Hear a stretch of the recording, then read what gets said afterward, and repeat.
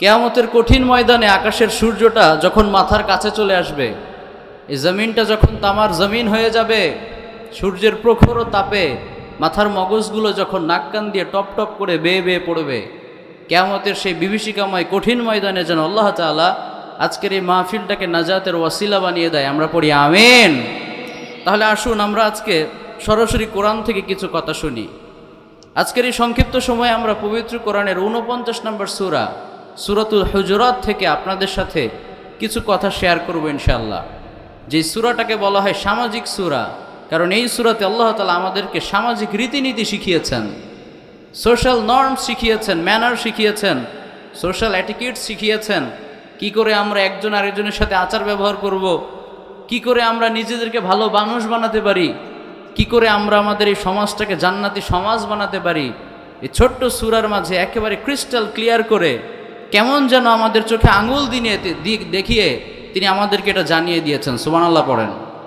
তাহলে আসেন আমরা দেখি স্টেপ বাই স্টেপ গ্রাজুয়ালি এই সংক্ষিপ্ত সময়ে যেই কয়টা পয়েন্ট নিয়ে আলোচনা করা সম্ভব, যে তিনি আমাদেরকে কি কি ইনস্ট্রাকশন দিলেন, কি কি দিক নির্দেশনা দিলেন, যেগুলো মানলে আমরা নিজেরাও ভালো হতে পারবো, এই সমাজটাকেও ভালো করতে পারবো, জান্নাতি সমাজ বানাতে পারবো। আসেন একটু আমরা মনোযোগ দিয়ে শ্রবণ করি। প্রথমেই যে ইনস্ট্রাকশন, দিক নির্দেশনা আল্লাহ তাআলা এই সূরাতে আমাদেরকে দিয়েছেন, সেটা হচ্ছে লা তুকদ্দিমু বাইনা ইয়াদা ইল্লাহি ওয়া রাসূলি। আল্লাহ বললেন, খবরদার, আল্লাহ তোর রসুলের সামনে বেড়ে যেও না, আল্লাহ তোর রসুলের বিধানকে টপকে যেও না, আল্লাহ তোর রসুলের চাইতে অ্যাডভান্স সাজতে যেও না, কারণ আল্লাহ তোর রসুল যেটা বলবে সেটাই ফাইনাল। আওয়াজ করে বলেন তো, সেটাই কি? সবাই উত্তর দিতে পারেন নাই, সেটাই কি? ওয়ামা কানা লিমুমিনিন ওয়ালা মুমিনাতিন ইযা কাদাল্লাহু ওয়া রাসূলুহু আমরা আইয়াকুনা লাহুমুল খিয়ারাতু মিন আমরিহিম। আল্লাহ তার রাসূল যখন কোনো ডিসিশন দিয়ে দেয়, আওয়াজ করে বলেন তো, গোটা বিশ্বে কোনো ব্যক্তির ক্ষমতা আছে সেই ডিসিশনকে পাল্টে ফেলার? ক্ষমতা আছে? আল্লাহ এবং তার রাসূল আমাদেরকে কোরআন দিয়েছেন 30 পারা। শিয়াদের নিকট কোরআন হচ্ছে 90 পারা, বাকি 60 পারা ওদের ইমামরা তাদেরকে দিয়েছে।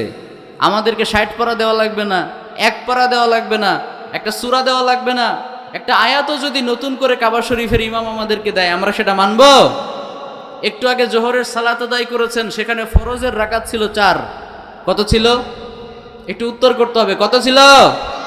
কাবা শরীফের ইমাম যদি বলে যে না, এখন থেকে আপনারা জোহরের সালাতে 5 রাকাত ফরজ পড়বেন, কে কে পড়বেন একটু হাত তুলেন।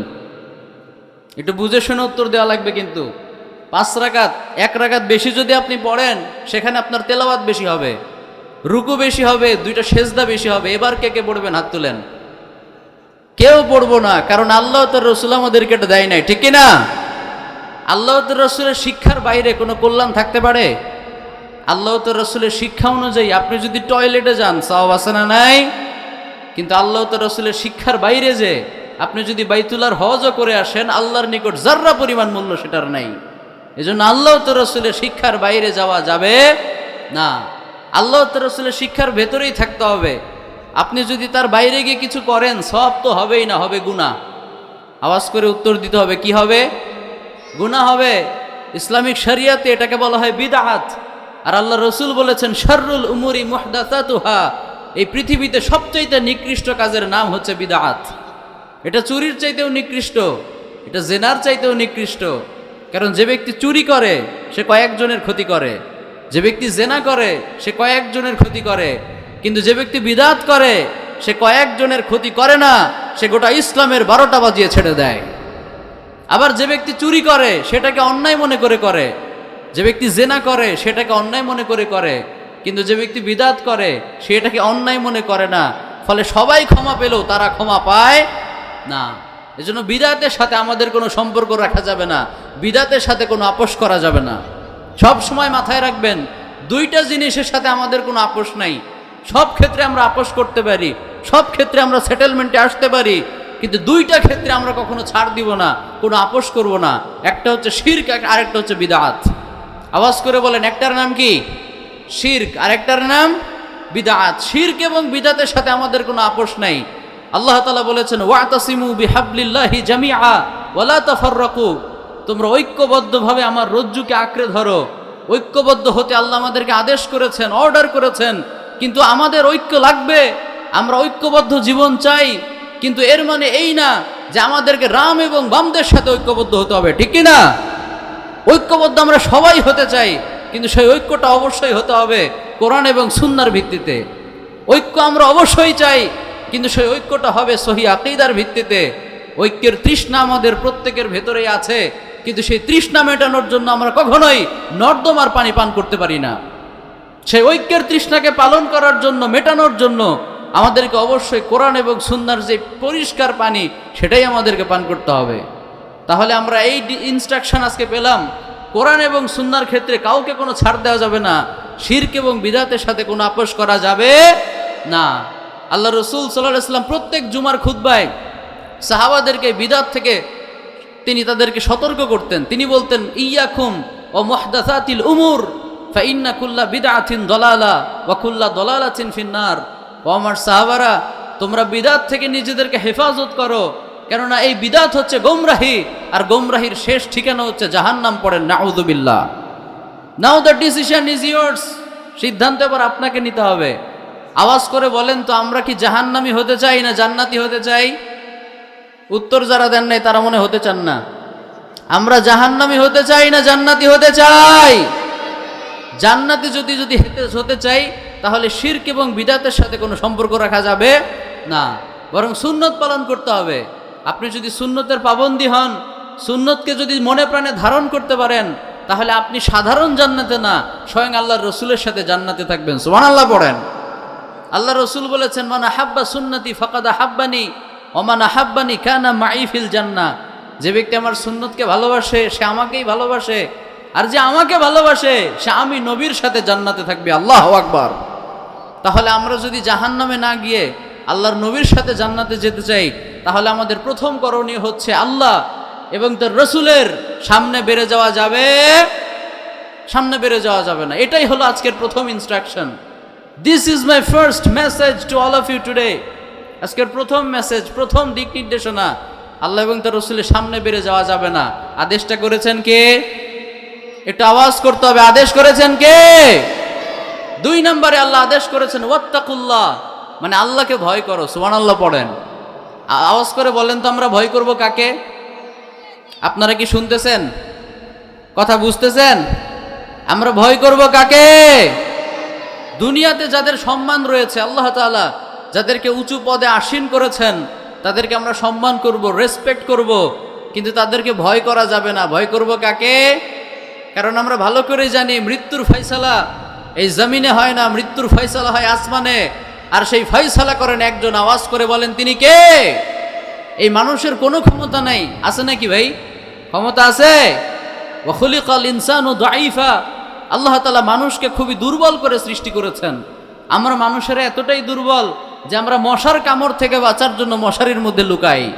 এতটাই দুর্বল আমরা দুর্বলের ঘরের দুর্বল। আমাদের কারো কোনো ক্ষমতা নাই, সকল ক্ষমতার মালিক কে? এজন্য আল্লাহ তাআলা বলেছেন, ফালা তাখশাউহুম ওয়াখশাউনি ইন কুনতুম মুমিনিন। ইমানদার যদি নিজেকে দাবি করতে চাও, তাদেরকে ভয় করো না, আমাকে ভয় করো, কারণ কোনো মানুষের ক্ষমতা নাই, সব ক্ষমতার মালিক আমি। সুবহানাল্লাহ পড়েন। আল্লাহ তাআলা ফেরাউনের মতো জালেম শাসককে পানির মধ্যে চুবিয়ে মেরে দিয়েছেন। আবু জাহাল, উতবা, শাইবা, ওয়ালিদ ইবনে মুগীরা, যাদের হুঙ্কার আর গর্জনে মক্কার জমিন থার থার করে কাঁপতো, তাদেরকে আল্লাহ তাআলা লাঞ্ছনাদায়ক মৃত্যু দিয়ে দুনিয়া থেকে বিদায় করে দিয়েছেন। কারো কোনো ক্ষমতা নাই, ক্ষমতার মালিক কে? সে আল্লাহকে আমাদের ভয় করতে হবে। প্রিয় ভাইয়েরা, আল্লাহকে ভয় করতে হবে। বিশ্বনবী বলেছেন, ইত্তাকিল্লাহা হাইসুমা কুনতা। তুমি যেখানেই থাকো না কেন আল্লাহকে ভয় করো, কারণ সবার চোখকে ফাঁকি দেওয়া গেলেও আল্লাহর চোখকে ফাঁকি দেওয়া যায়। আল্লাহর চোখকে আপনি ফাঁকি দিতে পারবেন না। 24/7, দিনের 24 ঘন্টা, সপ্তাহের 7 দিন, সব সময় তিনি আপনাকে মনিটর করছেন। অন্ধকার রজনীতে, অন্ধকার ঘরের মধ্যে দরজা লাগিয়েও যদি আপনি কোনো অন্যায় করেন, কেউ না দেখলেও দেখে কে? পাহাড়ের চূড়ায় গিয়েও যদি কোনো অন্যায় করেন, কেউ না জানলেও জানবে কে? এই পৃথিবীতে সবচাইতে বড় সাগরের নাম হচ্ছে প্রশান্ত মহাসাগর। সেই প্রশান্ত মহাসাগরের সবচাইতে গভীরতম জায়গার নাম হচ্ছে মারিয়ানা ট্রেঞ্চ। ওই মারিয়ানা ট্রেঞ্চের মধ্যে গিয়েও যদি আপনি কোনো অন্যায় করেন, কেউ না জানলে সেটা জানবে কে? এজন্য সে আল্লাহকে ভয় করতে হবে। সবসময় মাথায় রাখতে হবে, Allah is watching me, Allah is observing me. আমাকে কেউ না দেখলেও আল্লাহ ঠিকই দেখছেন। আমার অন্যের বিচার, পাপের বিচার, জুলুমের বিচার কেউ না করলেও কিয়ামতের দিন আল্লাহর সুপ্রিম কোর্টের কাঠগড়ায় আমাকে দাঁড়াতে হবে। সেই দিন তিনি পাই টু পাই হিসাব আমার থেকে নেবেন, ঠিক কি না? এজন্য সে আল্লাহকে ভয় করতে হবে, আল্লাহর ভয়টা হৃদয়ে রাখতে হবে, তাহলে দুনিয়াতেও লাভ, পরকালেও লাভ। সুবহানাল্লাহ পড়েন। আচ্ছা বলেন তো, আমরা সবাই আল্লাহর জান্নাত পেতে চাই কি চাই না? আমরা যদি সবাই আল্লাহর জান্নাত চাই, আল্লাহ বলেছেন একটা কাজ করো, কাজটা হলো আমাকে ভয় করো। আমাকে যদি ভয় করতে পারো, ওয়া উজলিফাতিল জান্নাতু লিল মুত্তাকিনা গায়রা বাঈদ, কষ্ট করে তোমাকে জান্নাত পর্যন্ত হেঁটে হেঁটে যাওয়া লাগবে না। কিয়ামতের দিন আমি আল্লাহই জান্নাতকে তোমার কাছে এনে দেব। সুবহানাল্লাহ পড়েন। সূরাতুর রহমানে তিনি ঘোষণা দিয়েছেন, ওয়ালিমান খাফা মাকামা রাব্বিহি জান্নাতান, যে আমাকে ভয় করে চলবে, যে আমার সামনে দণ্ডায়মান হওয়াকে ভয় করবে, তাকে আমি একটা না দুইটা জান্নাত দিব। সুবহানাল্লাহ পড়েন। আবার বিশ্বনবী বলেছেন, কিয়ামতের দিন আল্লাহ তাআলা 7 শ্রেণীর ব্যক্তিকে তার আরশের ছায়ায় ছায়া দিবে, যেদিন আল্লাহর ছায়া ছাড়া কোনো ছায়া থাকবে না। তার মধ্যে 1 শ্রেণীর ব্যক্তি হচ্ছে রজুল দাআতহু ইমরাতুন যাতু মানসিবিন ওয়া জামাল ফাকালা ইন্নী আখাফুল্লাহ।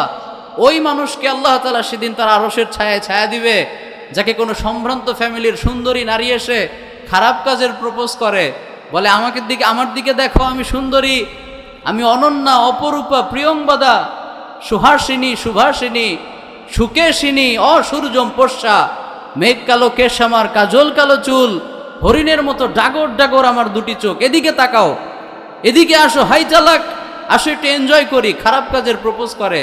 কিন্তু ওই যুবক বলে যে না, এই কাজ আমি করতে পারবো না, কারণ এটা অন্যায়। ইন্নী আখাফুল্লাহ, দুনিয়ার সবাইকে ভয় না করলেও আমি একজনকে ভয় করি। আওয়াজ করে বলেন তো তিনি কে? ওই আল্লাহর ভয়টা যদি আপনার হৃদয়ে থাকে, কিয়ামতের কঠিন ময়দানে আল্লাহ তাআলা আপনাকে আরশের ছায়া ছায়া দিয়ে দিবেন। সুবহানাল্লাহ পড়েন।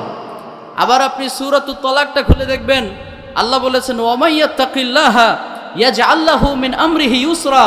আপনি যদি আল্লাহকে ভয় করে চলতে পারেন, আপনি যেই কাজই করেন না কেন, আল্লাহ নিজে থেকে সেই কাজটাকে সহজ করে দিবেন। সুবহানাল্লাহ পড়েন। যুবক ভাই চাকরির ইন্টারভিউ দিচ্ছেন, চাকরি হচ্ছে না, একের পর এক জব ইন্টারভিউ দিতে দিতে জুতার তলা ছিঁড়ে যায়, চাকরি হয় না। আল্লাহকে ভয় করে চলেন, সহজ করবে কে? চাকরি করতে মনে চায় না, বিজনেস করতে মনে চায়, এন্টারপ্রেনার হতে মনে চায়, উদ্যোক্তা, আল্লাহর সাথে এগ্রিমেন্টে আসেন যে আল্লাহ তুমি আমাকে সাহায্য করো, আমি যতদিন ব্যবসা করব কোনো দিন আমি জেনে শুনে কোনো মানুষকে ধোকা দেব না। যতদিন ব্যবসা করব আমি জেনে শুনে কোনো দিন কোনো হারাম পণ্য আমার ব্যবসায় তুলব না। এই ভয়টা যদি হৃদয়ে থাকে, আল্লাহ আপনার ব্যবসাকে নিজ দায়িত্বে সহজ করে দিবেন। সুবহানাল্লাহ পড়েন। শুধু তাই না, ওয়া মাইয়াত্তাকিল্লাহা ইয়াজআল লাহু মাখরাজা। আপনি পৃথিবীতে যত বড় বিপদেই পড়েন না কেন, আপনার হৃদয়ে যদি আল্লাহর ভয় থাকে, আল্লাহ আপনাকে সেই বিপদ থেকে উদ্ধার করে দিবেন। সুবহানাল্লাহ পড়েন। ওয়া ইয়ারযুকহু মিন হাইথু লা ইয়াহতাসিব। এমন এমন জায়গা থেকে উনি আপনাকে রিজিক দিবে যেটা আপনি কোনোদিন কল্পনাও করতে পারেন নাই। একটা বাস্তব ঘটনা দিয়ে আপনাদেরকে বুঝাই। খলিফাতুল মুসলিমিন, আমিরুল মুমিনিন ওমর ইবনুল খাত্তাব রাদিয়াল্লাহু তাআলা আনহু, তিনি যখন অর্ধজাহানের খলিফা, মদিনার প্রেসিডেন্ট, একবার রাতের বেলা তিনি মদিনার অলিতে গলিতে ঘুরছিলেন। হঠাৎ করে খেয়াল করে দেখলেন একটা কুঁড়ে ঘর থেকে মা এবং মেয়ের মধ্যে কথা চলে। মা তার ছোট্ট মেয়েকে বলে, ইখলিতিল মা বিল লাবান, দুধের মধ্যে পানি মেশাও। তখন ওই ছোট্ট মেয়েটা উত্তরে বলে যে মা, এটা আমি করতে পারবো না, কারণ এটা অন্যায়। সুবহানাল্লাহ পড়বেন না? ছোট্ট মেয়ে ন্যায় অন্যায়ের কি বুঝে, সে বলে আমি দুধে পানি মেশাতে পারবো না, এটা অন্যায়। তখন ওমরে ফারুক রাদিয়াল্লাহু তাআলা আনহু তিনি খুবই আগ্রহী হলেন যে দেখি এরপরে কি হয়। ওই ছোট্ট মেয়েটা বলে, ওমরে ফারুক জানতে পারলে আমাকে শাস্তি দিবে, এটা অন্যায়, আমি করতে পারবো না। তখন তার মা তাকে বুঝাচ্ছে, কনভিন্স করছে, আরে পাগলি মেয়ে, এত ভালো হলে দুনিয়ায় ভাত পাওয়া যায় না, একটু দুধে পানি মেশাও, কোনো সমস্যা নাই, কেউ দেখবে না, কেউ জানবে না। ওমরে ফারুকের কথা বলছো? সে গিয়ে দেখো নাকে তেল দিয়ে রাজপ্রাসাদে ঘুমাচ্ছে, এখানে ওমরে ফারুক কোথা থেকে আসবে? দুধে পানি মেশাও, সমস্যা নাই। তখন এই ছোট্ট মেয়েটা যে উত্তরটা দিয়েছিল, গোটা বিশ্বকে অবাক করে দেওয়ার মতো উত্তর ছিল।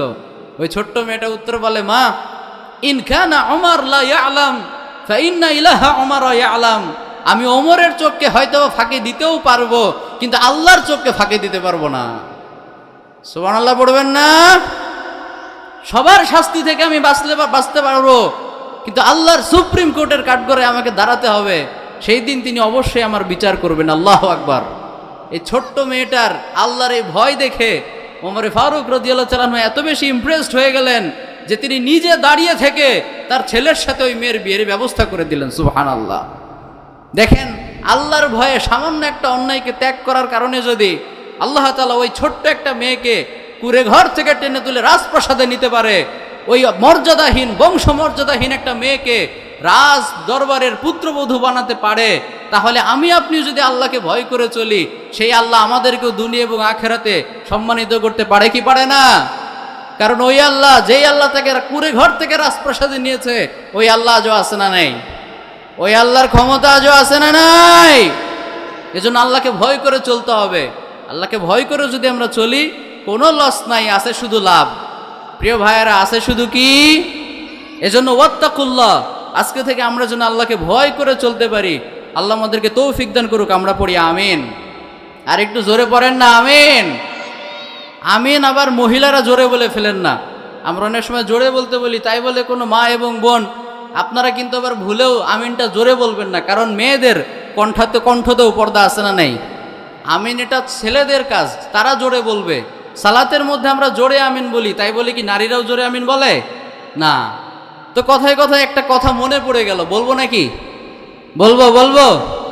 তাহেরিকে চিনেন আপনার? তাহেরি, হ্যাঁ, ভণ্ড চিনেন? তাহেরি ভণ্ড বলে যে আমরা নাকি লেডিস মুসল্লি, কারণ আমরা বুকের উপর হাত বাঁধি। তা আমি বলি যে বুকের উপর হাত বাঁধার কারণে আমরা যদি হয় লেডিস মুসল্লি, তাহলে ওরা প্রত্যেকজন হলো হিজড়া মুসল্লি, ঠিক না?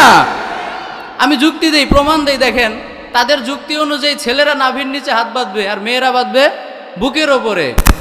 তো বুকের উপরে হাত বাঁধার কারণে তাদের যুক্তি অনুযায়ী আমরা লেডিস, তো তারা সালাদটা শুরু করছে পুরুষের মতো নাভির নিচে বেঁধে, তাদের যুক্তি অনুযায়ী।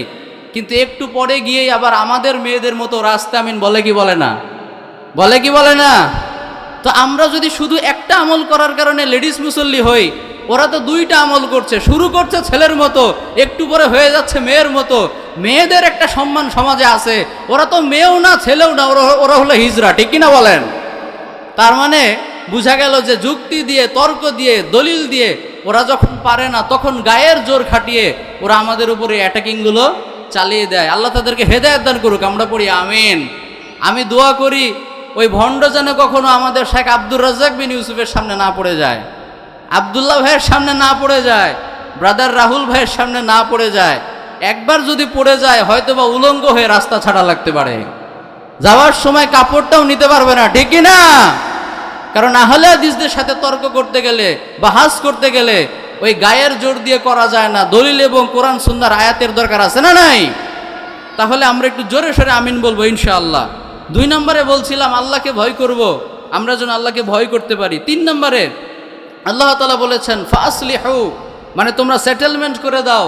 সমাজে যদি কোনো ঝগড়া হয়, ফাসাদ হয়, তোমরা আল্লাহকে সন্তুষ্ট করার জন্য সেই ঝগড়াটা মিটিয়ে দাও, তাহলে সওয়াব দিবেন কে?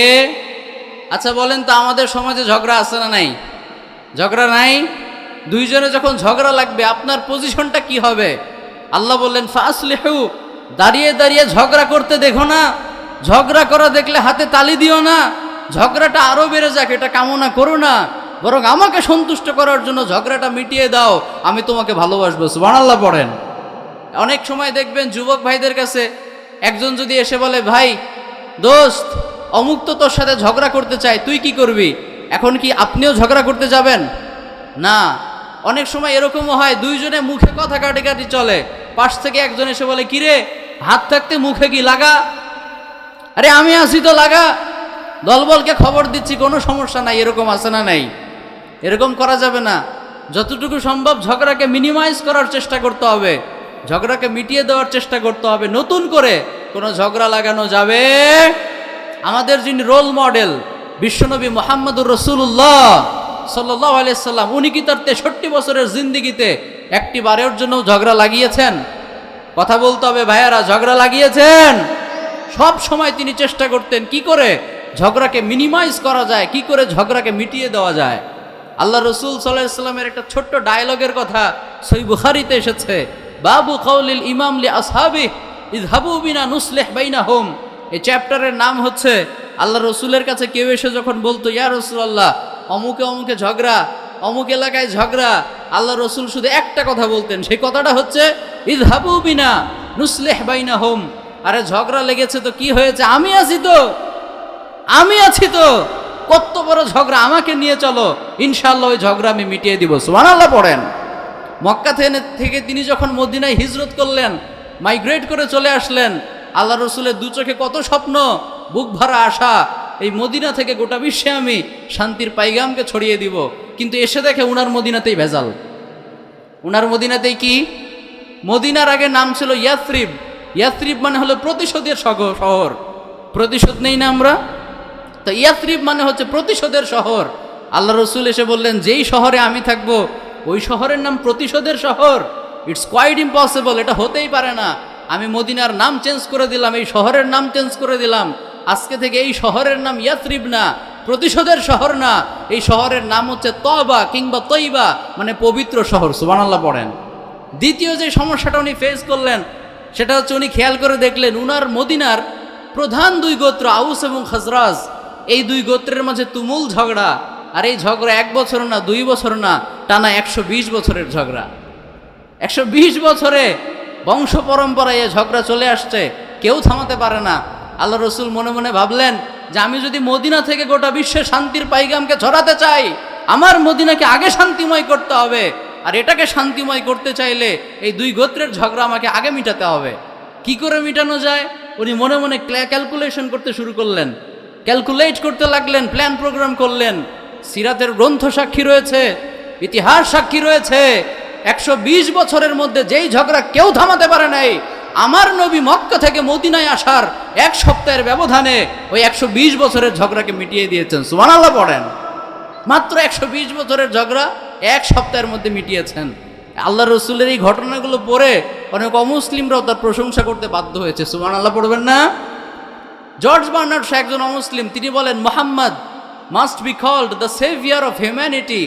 মোহাম্মদকে অনেকে বলে জঙ্গি, মোহাম্মদ শুধু সারা জীবন মারামারি কাটাকাটি এগুলো নিয়েই ব্যস্ত ছিল। কিন্তু না, আমি জর্জ বার্নার্ড সহ তার জীবনী স্টাডি করে এই মতামত দিচ্ছি যে মোহাম্মদকে জঙ্গি বলা তো দূরের কথা, তাকে মানবতার সাহায্যকারী বলতে হবে। সুবহানাল্লাহ পড়তে পারলেন না? শুধু তাই না, I believe that if a man like Muhammad were to assume the dictatorship of the modern world, he would succeed in solving its problems in a way that would bring it much needed peace and happiness.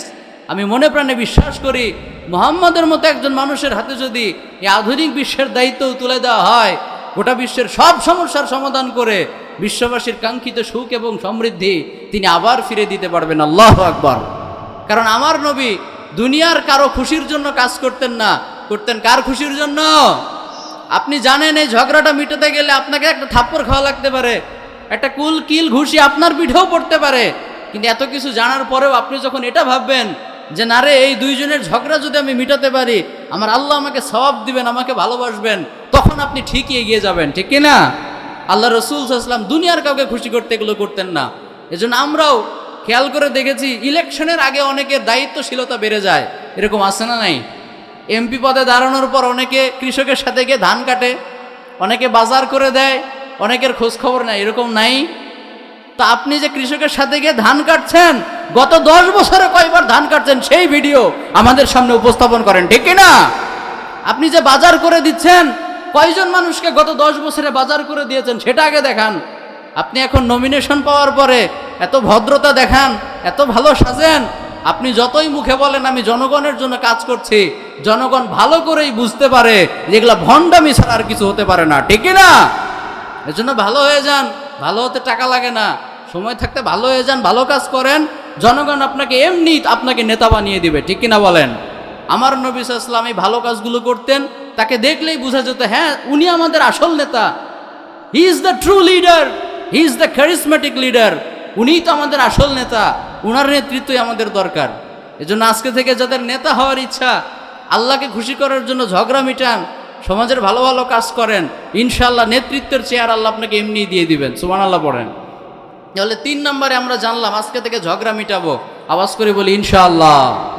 4 নম্বরে আল্লাহ বলেছেন ওয়া আকসিতু, মানে তোমরা ইনসাফ করো, ন্যায় বিচার করো। আওয়াজ করে বলেন তো ন্যায় বিচারের দরকার আছে না নাই? আল্লাহ বলেছেন ন্যায় বিচার করো। ইন্নাল্লাহা ইউহিব্বুল মুকসিতিন, যারা ন্যায় বিচার করে আল্লাহ ওদেরকে ভালোবাসে। সুবহানাল্লাহ।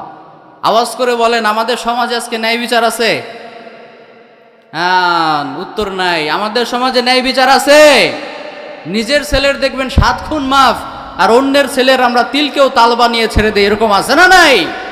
যেই কাজ করতে আমাদের 2-3 বছর সময় লেগে যায়, অনেক বড় বড় নেতার সেই কাজ একদিনেও হয়ে যায়, এরকম আছে না নাই? আমাদের জুতার তলা ছিঁড়ে যায়, দৌড়াতে দৌড়াতে অবস্থা খারাপ, কিন্তু অনেক নেতা বছরের পর বছর যেই কাজ আমরা শেষ করতে পারি না, কয়েক ঘন্টায় করে ফেলে। এটা কি ইনসাফ হয়?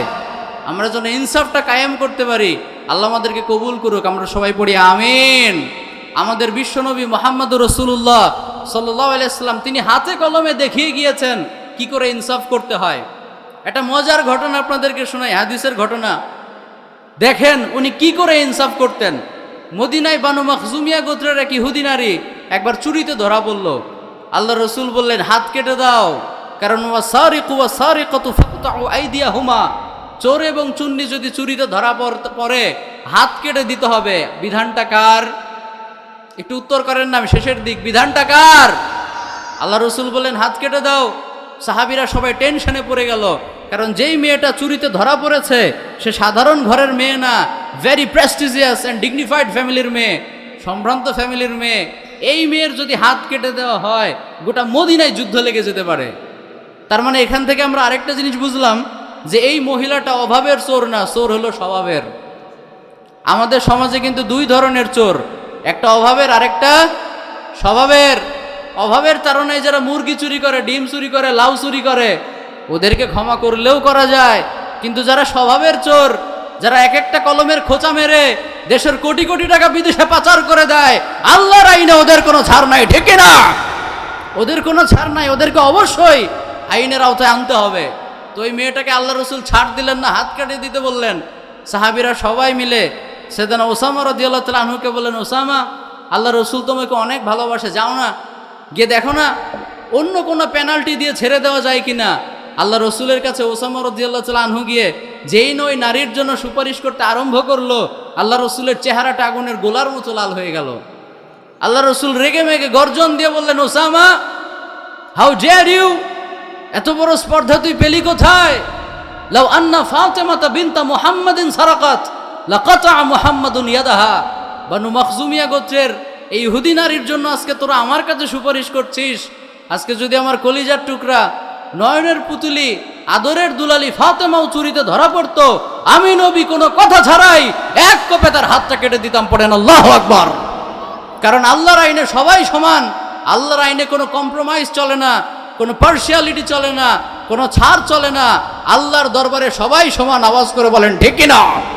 There is no difference between upper section of the society and lower section of the society, between poor and rich, black and white. Everyone is equal. Everyone is equal, totally equal, completely equal, 100% equal in the eyes of Islam. ইসলামে ধনী গরিবের পার্থক্য নাই, আপন পরের পার্থক্য নাই, president, ঠেলাগাড়িওয়ালা, কুলিওয়ালা, কোনো কিছুর পার্থক্য আল্লাহর সামনে নাই। আল্লাহর দরবারে সবাই সমান। আওয়াজ করে বলেন তো সবাই কি? সবাই সমান। এই সমতা, জাস্টিস আল্লাহ রসুল সাল্লাল্লাহু আলাইহি ওয়াসাল্লাম তার জীবদ্দশায় বাস্তবায়ন করে গিয়েছেন। আল্লাহর বিধান অনুযায়ী তিনি ন্যায় বিচার প্রতিষ্ঠা করেছেন। আল্লাহু আকবার। এই কোরআনের বিধানগুলো যদি আজকে হয়, আমরা হলফ করে বলতে পারি আল্লাহর কসম, ইনশাআল্লাহ এই কোরআনের আইন যদি আজকে আমাদের দেশে বাস্তবায়ন করা হয়, এদেশে হারিকেন দিয়ে খুঁজেও আর কোনো চোরকে খুঁজে পাওয়া যাবে না, ঠিক না? আল্লাহর কোরআনের বিধানগুলো যদি এদেশেও বাস্তবায়ন করা হয়, এদেশে আর কোনো ইফটিজিং করার মতো কুলাঙ্গারকে খুঁজে পাওয়া যাবে না। বিধানগুলো যদি আজকে বাস্তবায়ন করা হয়, তাহলে ধর্ষণের সেঞ্চুরি করে ইউনিভার্সিটিতে মিষ্টি বিতরণ করার মতো কুলাঙ্গারকে আর কোনো দিন খুঁজে পাওয়া যাবে। এই বিধানগুলো যদি আল্লাহর জমিনে বাস্তবায়ন করা যেত, তাহলে আল্লাহ এবং তার রসুলকে গালি দেওয়ার মতো নব্য ফেরাউনের জন্ম নতুন করে আর আমার দেশে হতো না, ঠিক কিনা বলেন? 2 দিন পর পর আল্লাহ তার রসুলকে নিয়ে কটূক্তি করে, গালাগালি করে, এরকম কিছু উল্লুকা পাঠা আমাদের দেশে আছে না নাই? ওরা ভালো করেই জানে আমরা যা ইচ্ছা করি সমস্যা নাই, বেশি কিছু হলে ভিসা তো রেডি, আমরা অন্য দেশে চলে যাব। একবার যদি ওদেরকে ধরে বাইতুল মুকাররম চত্বরে সবার সামনে ক্রস ফায়ার করে হত্যা করা হতো, নতুন করে এ ধরনের ফেরাউন আর বাংলাদেশে মাথাচাড়া দিয়ে উঠতো না, ঠিক না? এজন্য আল্লাহর বিধানকে বাস্তবায়ন করতে হবে। আল্লাহর রাজ, কোরআনের রাজ এক সময় না এক সময় যে পৃথিবীতে কায়েম হবেই, এতে আপনাদের কোনো সন্দেহ আছে? খেলাফত যে একদিন প্রতিষ্ঠা হবেই, এতে আমাদের কোনো সন্দেহ আছে? আল্লাহ বলেছেন ওয়ালা তাহিনু ওয়ালা তাহজানু ওয়া আনতুমুল আ'লাউনা ইন কুনতুম মুমিনিন। Never lose hope, don't be frustrated, হতাশ হয়েও না, নিরাশ হয়েও না, হাল ছেড়ে দিও না। তোমাদের ঈমান যদি ঠিক থাকে তোমরাই বিজয়ী হবে। সুবহানাল্লাহ পড়েন। বিশ্বনবী বলেছেন ইন্নাল্লাহা জাওয়ালিয়াল আরদা ফারাআইতু মাশারিকাহা ওয়া মাগারিবাহা। আল্লাহ পুরো পৃথিবীটাকে আমাকে ফুটবলের সাইজ করে গোলাকার আকৃতিতে দেখিয়েছেন, আমি এর পূর্ব, পশ্চিম, উত্তর, দক্ষিণ পুরোটা দেখেছি। ওয়া ইন্না উম্মতি সায়াবলুগু মুলকুহা মা যুবিয়ালি মিনহা। আল্লাহ পুরো পৃথিবীর পুরোটাই আমাকে দেখিয়েছেন, আর আমার উম্মত পুরোটারই নেতৃত্ব পেয়ে যাবে। আল্লাহু আকবার। তাহলে আল্লাহ বললেন আমরা জিতবো, আমার রসুল বললেন আমরা জিতবো। ইন্টারেস্টিং বিষয় হচ্ছে এখন অমুসলিমরাও স্বীকার করছে যে মুসলিমরাই জয়ী হবে। সুবহানাল্লাহ পড়েন। স্যামুয়েল ফিলিপস হান্টিংটন, তিনি পলিটিক্যাল বিষয়গুলো নিয়ে ঘাটাঘাটি করেন, একজন অমুসলিম ব্যক্তি, অনেক বিখ্যাত। গুগলে সার্চ করবেন স্যামুয়েল ফিলিপস হান্টিংটন, ওনার একটা বই আছে, নাম হচ্ছে দ্য ক্ল্যাশ অফ সিভিলাইজেশনস, সভ্যতার সংঘাত। যুবক ভাইরা সময় নিয়ে একটু পড়ার চেষ্টা করবেন। সেখানে তিনি বলেছেন অনেক ধর্মই পৃথিবীতে ক্ষমতা পেয়েছে, আবার ক্ষমতা হারিয়ে ফেলেছে। অনেক ধর্মই ক্ষমতার চেয়ারে বসেছে, আবার সেখান থেকে ছিটকে পড়েছে। কিন্তু সর্বশেষ যেই ধর্মটা গোটা বিশ্বকে ডমিনেট করবে, গোটা বিশ্বে তাদের আধিপত্য বিস্তার করবে, সেই ধর্মের নাম হলো ইসলাম। শত চেষ্টা করেও এই ইসলামের অগ্রগতিকে কেউ থামাতে পারবে না। পড়েন সুবহানাল্লাহ। গোটা বিশ্বে এখন তাই হচ্ছে। গুগলে সার্চ করলে দেখবেন দৈনিক অসংখ্য পরিমাণে অমুসলিম কালেমা পড়ে মুসলমান হয়ে যাচ্ছে। সুবহানাল্লাহ পড়েন। ওয়েস্টার্ন কান্ট্রিগুলোতে খ্রিস্টানদের যে গির্জা, চার্চ, এগুলো আলহামদুলিল্লাহ আল্লাহর মেহেরবানিতে এখন মসজিদে পরিণত হচ্ছে। কারণ খেয়াল করে দেখেন, আমরা মসজিদে যাই ডেইলি, না হয় 2-1 দিন পর পর, অন্তত সপ্তাহে একদিন হাজিরাটা তো দিতে যাই। কি বলেন? অন্তত জুমার দিনে সপ্তাহে একদিন হাজিরাটা দিতে যাই। কিন্তু মাসের পর মাস চলে যায়, বছর খানিক পার হয়ে যায়, অনেক সময় দেখা যায় অনেক গির্জাতে কোনো মানুষ প্রার্থনা করার জন্য যায় না। তো খ্রিস্টানদের পাদ্রীরা বলে যে জনগণই যদি না আসে এই গির্জা দিয়ে করবোটা কি? এক কাজ করি, আমাদের চার্চটাকে আমরা বিক্রি করে দেই। ওখানকার স্থানীয় যে মুসলিমরা রয়েছে, লোকাল মুসলিম, ওদের কমিউনিটি আছে, ওরা মনে মনে বলে পাইসি কম দামে, কিনে নেই। সুবহানাল্লাহ পড়বেন না? কম দামে তারা ওই গির্জাগুলোকে ক্রয় করে নেয়, এরপর সুন্দর করে গির্জাটাকে পলিশ করে, একটা মিনার বসিয়ে দেয়। যেইখানটা ছিল শিরকের আতুর ঘর, যেইখানে সবাই বলতো ঈসা হচ্ছে আল্লাহর ছেলে, ওইখানেই আজকে ঘোষণা হয় আশহাদু আল্লা ইলাহা ইল্লাল্লাহ। আমি দ্ব্যর্থহীন কণ্ঠে ঘোষণা দিয়ে বলি আল্লাহর কোনো শরিক নাই, আল্লাহ এক এবং অদ্বিতীয়, তিনি হলেন সত্যিকারের মাবুদ। ঠিক না?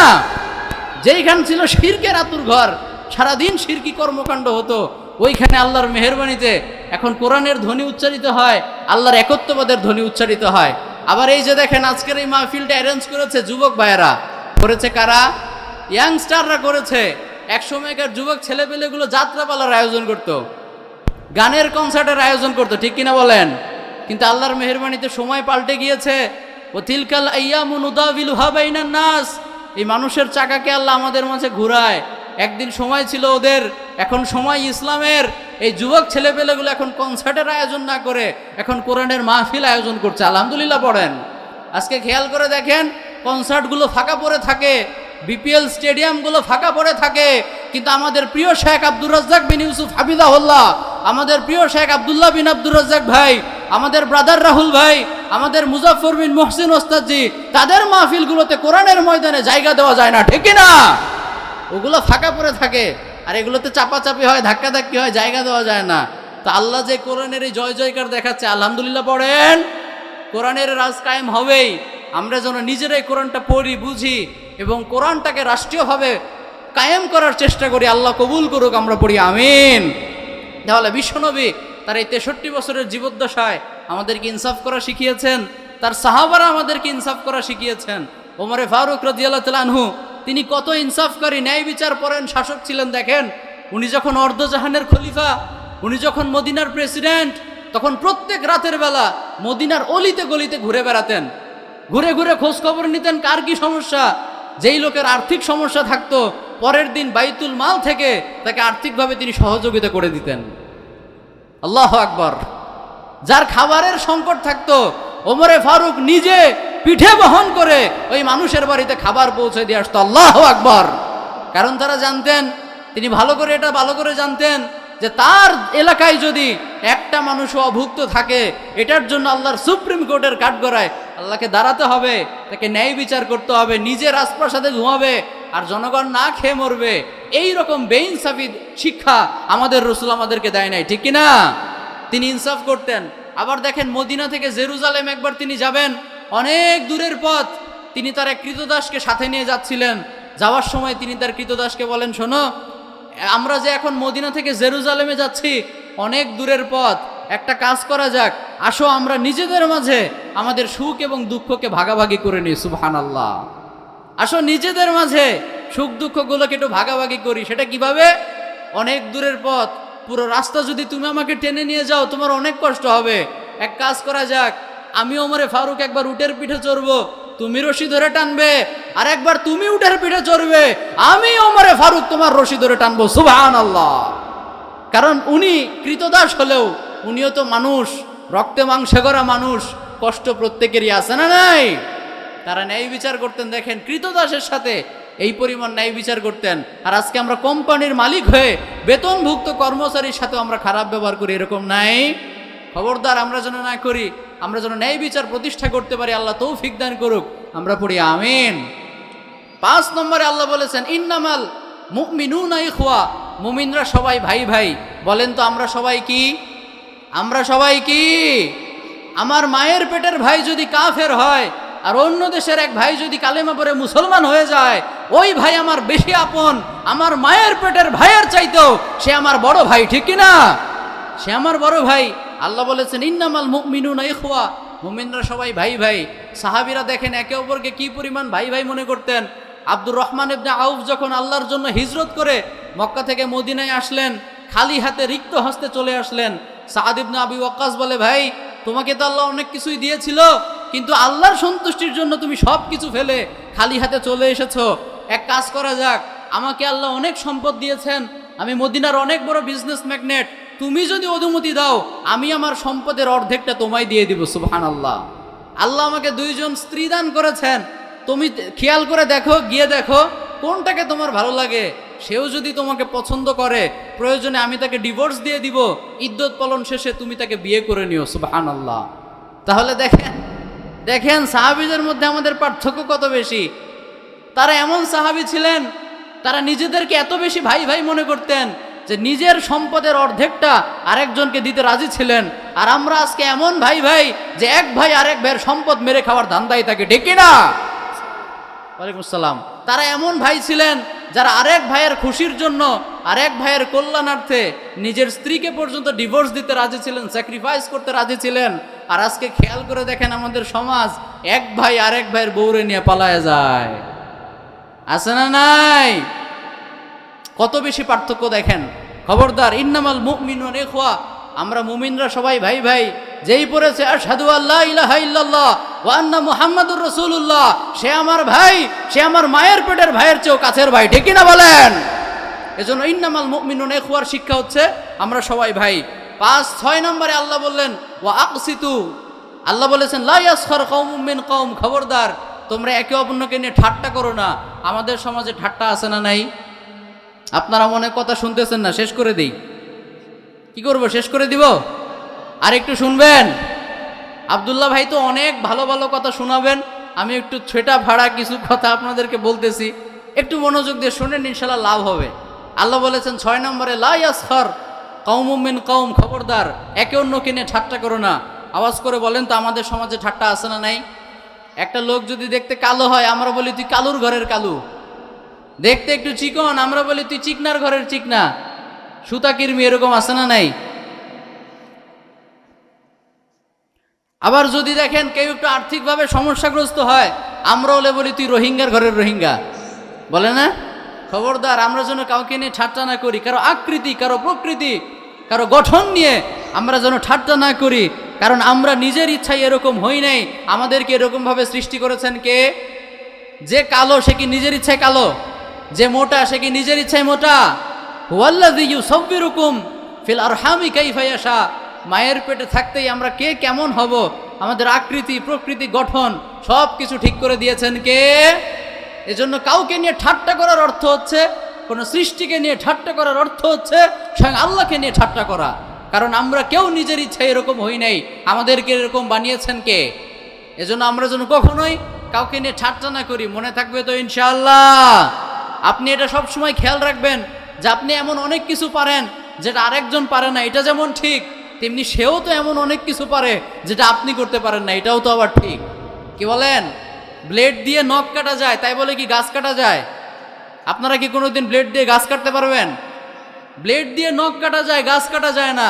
গাছ কাটার জন্য কুড়াল লাগে, তেমনি কুড়াল দিয়ে গাছ কাটা যায়, আবার নখ কাটা যায় না। তার মানে প্রত্যেকেরই একটা সম্মান আছে না নাই? প্রত্যেকেরই দাম আছে। Everyone is important according to their own capacity and capability. প্রত্যেকের নিজ নিজ জায়গায় থেকে সম্মান আছে। আমাকে দিয়ে যেটা হবে সেটা আপনাকে দিয়ে হয়তো হবে না, আবার আপনাকে দিয়ে যেটা হবে সেটা হয়তো আমার 14 গোষ্ঠীর কেউ করতে পারবে না। ঠিক কিনা বলেন? এজন্য কাউকে নিয়ে ঠাট্টা করব না। ঠাট্টা করার সবচেয়ে বড় কারণ আমরা নিজেকে অনেক বড় মনে করি। আসলে বলেন তো, আমরা বড় না ছোট? ছোট বলতে আপনাদের লজ্জা লাগে না? আমরা বড় না ছোট? আমরা যে কত ছোট এটা নিয়ে ভাবলে আর কোনোদিন আপনার মনে অহংকার জায়গা নিতে পারবেন না। একটু সায়েন্টিফিকলি শেষ করে দিচ্ছি, একটু সায়েন্টিফিকলি বুঝাই যে আমরা কতটা ছোট। দেখেন, আমরা এই যে এখন শ্বাসকান্দর গ্রামের ছোট্ট একটা জায়গার ছোট্ট একটা প্যান্ডেলে বসে আছি না? সামান্য একটু জায়গা নিয়ে আপনি বসে আছেন। এরকম অনেকগুলো জায়গা মিলে আপনাদের শ্বাসকান্দর গ্রাম, আবার এই গ্রামের মতো কয়েকটা গ্রাম মিলে আপনাদের উপজেলা সৈয়দপুর, তাই না? এরকম কয়েকটা উপজেলা মিলে আমাদের সকলের প্রিয় জেলা নীলফামারী জেলা। এরকম মোট 64টা জেলা মিলে আমাদের সুজলা সুফলা শস্য শ্যামলা ডিজিটাল বাংলাদেশ বিশ্বের সবচাইতে বড় দেশ। কি বলেন? বাংলাদেশ সবচাইতে বড় না? তো এই ছোট্ট একটা দেশের ছোট্ট একটা জায়গার মালিক হয়ে আপনার পা যে জমিনে পড়ে না? বাংলাদেশ এটা তো থার্ড ওয়ার্ল্ড কান্ট্রি, র্যাঙ্কিংয়ের দিক থেকে 3য় স্তরে। এমনও দেশ আছে ওই দেশের জনগণ বাংলাদেশের নামটাও শুনে নাই, আসা তো দূরের কথা। এত ছোট্ট দেশ। পাকিস্তান আমাদের চাইতে প্রায় 6 গুণ বড়।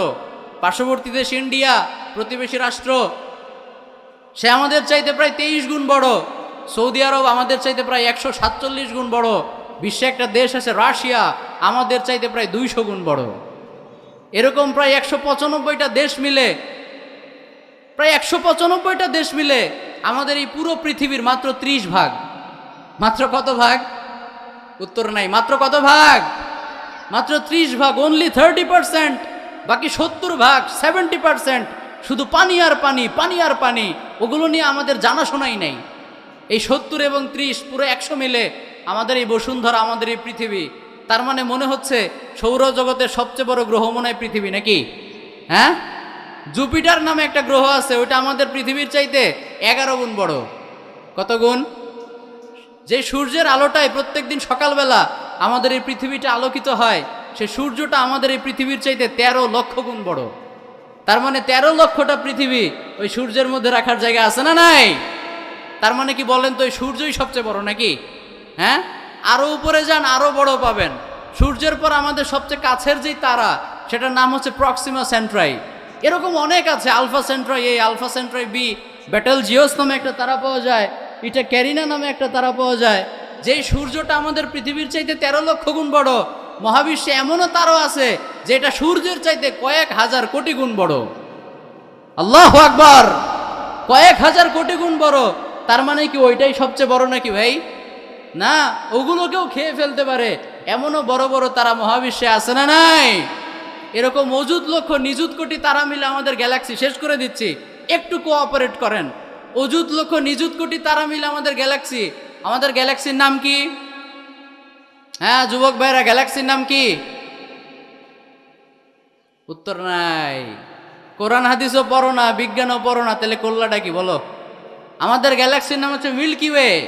আমাদের গ্যালাক্সির পর আমাদের সবচেয়ে কাছের যে গ্যালাক্সি, সেটার নাম হচ্ছে অ্যান্ড্রোমেডা।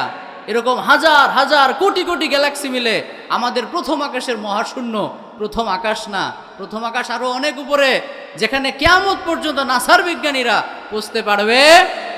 এরপর হচ্ছে দ্বিতীয় আকাশের মহাশূন্য, এরপরে দ্বিতীয় আকাশ, এভাবে 7 আকাশের মহাশূন্য, 7 আকাশ। আল্লাহর আরশ আল্লাহর কুরসি, আল্লাহর জাত ও সত্তা। তো সেই তুলনায় আমি কি আল্লাহর তুলনা তো অনেক দূরের কথা। এই পৃথিবীর তুলনায় বাংলাদেশ কতটুকু, এই নীলফামারী জেলা কতটুকু, সৈয়দপুর উপজেলা কতটুকু, আপনাদের এই গ্রাম কতটুকু, আর আপনি না খানদান কতটুকু, এই মহাবিশ্বের তুলনায় আমি তো নাই। আমি একটা গল্প শুনছিলাম, বলে শেষ করে দেই। এক লোক ব্যাংকে গিয়েছে ক্যাশ আউট করার জন্য 5,000, কয় হাজার, 5,000 টাকা ক্যাশ আউট করার জন্য গিয়েছে, সিরিয়ালে দাঁড়িয়ে আছে। তো খেয়াল করে দেখে তার সামনে এক লোক ক্যাশ আউট করতে গিয়েছে 50,000। তো উনি উনার চেকবক্সে লিখেছে 50,000 টাকা মাত্র। সংখ্যাটা যতই বেশি হোক শেষে কি লিখতে হয়, মাত্র লিখতে হয়, অনলি লিখতে হয়। তো ওই 50,000 টাকা মাত্র লেখা দেখে ওই লোকের মাথা গেছে ঘুরে, যে এই লোক যদি 50,000 মাত্র হয়, আমার 5,000 কি। অনেক ভেবেচিন্তে ক্যাশ বক্সটা ফিল আপ করেছে, ক্যাশ কাউন্টারের ম্যানেজারের হাতে দিয়েছে। ক্যাশ কাউন্টারের ম্যানেজার খেয়াল করে দেখে উনি লিখছে 5,000 টাকা নাই। ম্যানেজারে গেছে অবাক হয়ে, কিরে ভাই, এই ছোট্ট জীবনে কত ফিনান্সিয়াল ট্রানজ্যাকশন হ্যান্ডেল করলাম, টাকা পয়সার লেনদেন, কেউ তো এ ধরনের অবাক করা কথা লেখে না, আপনি লিখলেন কেন? এখন ওই লোক বলে, স্যার আসলে আমার কোনো দোষ নেই, আমার আগে একজন ক্যাশ আউট করেছে 50,000, উনি লিখেছে উনার চেকবক্সে 50,000 মাত্র। তা আমি মনে মনে ভাবলাম উনার 50,000 যদি হয় মাত্র, আমার 5,000 তো নাই। তো এই যে মহাবিশ্বের বিশাল বর্ণনা সংক্ষেপে আপনাদেরকে শোনালাম, ওই তুলনায় হিসাব করলে আমি আছি? আমি নাই। কত ক্ষুদ্র আমি, কত তুচ্ছ আমি, কতটা নগণ্য আমি, মাইক্রোস্কোপ মেশিন দিয়েও হয়তো বা আমাকে খুঁজে পাওয়া যাবে না। এই জন্য আমরা কখনোই যেন অহংকার না করি, অন্যকে নিয়ে ঠাট্টা না করি। মনে থাকবে তো ইনশাআল্লাহ? বাবা মায়েরা যারা শুনছেন, কখনোই সন্তানকে অবজ্ঞা করবেন না। আপনার সন্তান A+ পাই নাই তো কি হয়েছে? হতে পারে আল্লাহ আপনার সন্তানকে A+ পাওয়ার জন্য সৃষ্টি করে নাই, ওই A+ পাওয়া ছেলেগুলোকে তার আন্ডারে কাজ করানোর জন্য সৃষ্টি করেছে, ঠিক কি না? আল্লাহ কাকে কি জন্য সৃষ্টি করেছেন আপনি জানেন না? আজকে সে A+ না পাক ঠাট্টা করেন না। একটা কাজ করতে শুরু করেছে, সফলতা নাই, ঠাট্টা করেন না। এই সময় সবসময় একরকম থাকে না, সময়কে পাল্টে ফেলে কে? এজন্য আমরা যেন নিজেদেরকে নিয়ে অহংকার না করি, অন্যকে নিয়ে ঠাট্টা না করি। আল্লাহ আমাদেরকে কবুল করুক, আমরা সবাই পড়ি আমিন। আব্দুল্লাহ ভাই কি চলে আসছে? হ্যাঁ, আচ্ছা আচ্ছা। তো সম্মানিত সুধী, আমি আমার আলোচনার দীর্ঘায়িত করব না, আমাদের শায়েখ একটু আলোচনা করবেন, এরপর আমাদের সকলের প্রিয় শেখ আব্দুল্লাহ বিন আব্দুর রাজ্জাক ভাই আসবেন। আপনারা মনোযোগ দিয়ে সবাই শুনবেন তো ইনশাআল্লাহ। কয়েকদিন আগে আমি একটা আলোচনায় বলেছিলাম, শেখ আব্দুল্লাহ বিন আব্দুর রাজ্জাক হাফিজাহুল্লাহ ভাই, উনি শুধু আমাদের জন্য নেয়ামত না, গোটা মুসলিম উম্মার জন্য নেয়ামত, ঠিক কিনা বলেন? অনেক বড় বড় ইস্যু আছে, যে ইস্যুগুলোতে সেলিব্রিটি বক্তারা মুখ খুলে না, কিন্তু প্রত্যেকটা প্রয়োজনে আমরা আব্দুল্লাহ ভাইকে দেখেছি, উনি একেবারে অগ্রগামী সৈনিকের মতো সামনে বুক পেতে দাঁড়িয়ে যান, ঠিক কিনা বলেন? এজন্য এই ভাইকে আমরা যেন মূল্যায়ন করি। আল্লাহ রাব্বুল আলামিন যেন গোটা বিশ্বে ভাইয়ের খেদমতকে কবুল করেন, আমরা সবাই পড়ি আমিন। আল্লাহ যেন আমাদের প্রিয় ভাইকে ইমাম আহমদ বিন হাম্বল রাহিমাহুল্লাহর উত্তরসূরি হিসেবে কবুল করেন, ইমাম ইবনে তাইমিয়ার উত্তরসূরি হিসেবে কবুল করেন। আল্লাহ যেন আমাদের প্রিয় ভাইকে এ যুগের আলবানিয়া বানিয়ে দেন, আমরা সবাই পড়ি আমিন। আমি একবার সংক্ষেপে আমার পয়েন্টগুলো রিভাইজ করে শেষ করে দিচ্ছি, এটা বুঝলে পুরো আলোচনা বুঝে যাবেন। আমাকে উত্তর দিতে হবে। প্রথমেই বলেছি, আল্লাহ এবং তার রসুলের সামনে বেড়ে যাওয়া যাবে? উত্তর নাই। বেড়ে যাওয়া যাবে? আমরা ভয় করব কাকে? আরেকটু জোরে, শেষের ভাইরা, ভয় করব কাকে? আমাদের সমাজে যখন ঝগড়া লাগবে, এটা লাগবেই, ভেরি ন্যাচারাল, কিছু করার নেই। কিন্তু আমরা হাততালি দিব না, মজা নিব না, চেষ্টা করবো ঝগড়াটা কি করে মেটানো যায় ইনশাআল্লাহ। আমরা যে যেই পজিশনে আছি, নিজ নিজ অবস্থান থেকে ইনসাফ করার দরকার আছে না নাই? ন্যায় বিচার করার দরকার আছে না নাই? সর্বশেষ বলেছে, আমরা যেন নিজেকে বড় মনে না করি, আমরা যেন নিজেকে ছোট মনে করি, তাহলে আমাদের সম্মানকে বাড়িয়ে দিবে কে? আর আমরা যদি অহংকার করি, ফুলে ফেপে উঠতে চাই, আল্লাহ থাপ্পড় মেরে জমিনের মধ্যে গেড়ে দিবে, ঠিক না? এজন্য অহংকারের সাথে মুসলমানের কোনো সম্পর্ক থাকতে পারে না। আল্লাহ আমাদের সবাইকে কথাগুলো বুঝার এবং মানার তৌফিক দান করুক, আমরা পড়ি আমিন। এই সূরাতে আরো অনেক সুন্দর সুন্দর ইনস্ট্রাকশন আছে। এই কোরআনে আরো 113টা সূরাও তো বাদ আছে, ওটা আমিও শেষ করতে পারবো না, শেখও পারবে না, আমাদের প্রিয় ভাইও পারবে না, ওইটা আমরা নিজেরা শেষ করবো, আওয়াজ করে বলি ইনশাআল্লাহ। বিশেষ করে যুবক ভাইদেরকে আমি বলবো, মুরব্বী বাজান, ওনাদেরকে তো আর বলার দরকার নাই, ওনার নিজের তাগিদেই শেখার চেষ্টা করে। যারা এই যে